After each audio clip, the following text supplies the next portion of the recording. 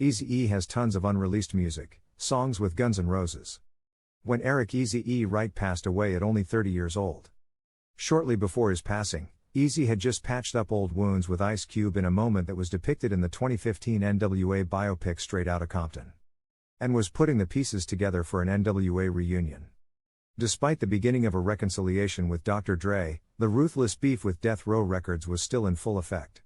As Daz and Corrupt had just released What Would You Do? On the Murder Was the Case soundtrack, and Eazy had recorded his response What Would You Do? Released posthumously on his album Straight Off the Streets of Motherfuckin' Compton. With that history and more, March 22, 2023, was a special day for hip-hop, the release of Daz Dillinger and Lil Eazy-E's collaborative Project The Legacy. A 12-track LP that appropriately featured artists from various generations, including Cocaine, RBX, The Chill of Compton's Most Wanted, Kid Capri, Nate Dogg's Son and Hale, Lil E's brother Baby Eazy-E and more. It was a full-circle moment, and one that showed just how much the once tumultuous West Coast has come together. At a listening event for The Legacy held in Hollywood, Rock the Bells caught up with the late rapper/CEO's longtime friend Arnold Bigga White, who orchestrated this album as well as earlier collaborations between Eazy's sons, Lil Eazy-E, E3 and Dr. Dre's son Curtis Young. According to him, it all started with a recent trip to Taiwan. Daz had a trip to Taiwan, so I said, Daz, let's bring Lil Eazy. He said, hell yeah.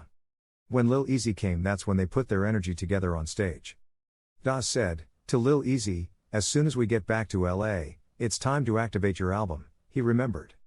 He said it was really Eazy that put the project together. We worked with his energy, we worked with his spirit, Bigga explained. Lil Eazy has never had an official album come out. I give this to the spirit of his father because the right tools were put into place. I didn't need a couple independent producers, I needed a couple of platinum producers' names on there that understood the legacy of his dad. Over the years since I've been working with Daz and them, every show he do, every show Snoop do, they give it up to Eazy in the show. With all of the aforementioned features on the project, Bigga revealed that there was almost a father/son collaboration, one that could still happen very soon. A Eazy-E feature was almost there on this project, Bigga told Rock the Bells, before alluding to the possibility still being very real. With the success of this record and the relationship we have with Eazy-E's widow Tomika, I think in the very near future we might see another Eazy-E project or another single with Eazy's vocals from some unreleased music. For years, fans have wondered if Eazy still had unreleased music out there. After he passed, he had 2 songs pop up on the Ruthless 10-year anniversary project Decade of Game. A verse on Mac 10's The Recipe, and an 8-song release called Impact of a Legend, but nothing since then.